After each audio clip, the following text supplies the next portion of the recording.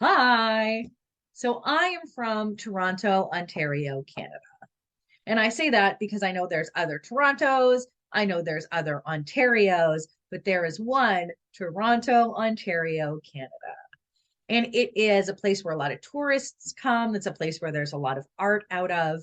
The second city in Canada is here. The CN Tower is here. Drake is from here. I'm going to say 40 to 70% of his songs involve being from Toronto and being from Canada.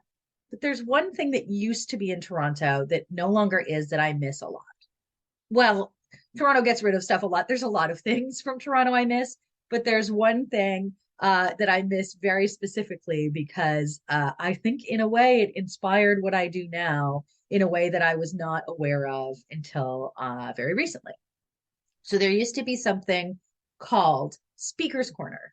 Speaker's Corner was at Much Music, which was like MTV for Canada. It still exists, but much like MTV, I think it's mostly just reality show programming now, which is cool. I love a good reality show. I am not here to make friends.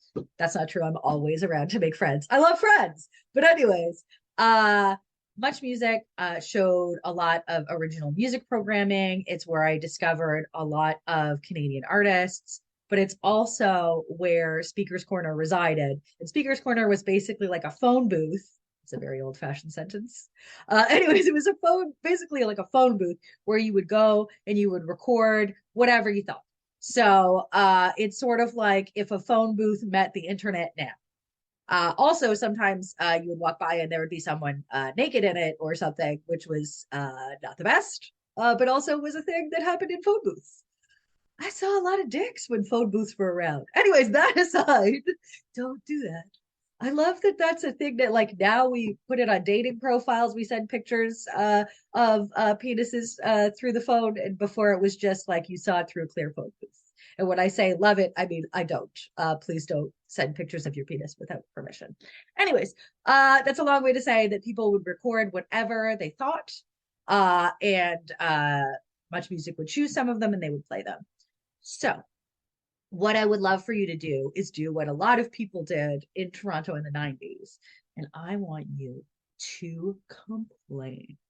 I want you to record on your phone, on a video, whatever it is, 1 minute straight of you complaining.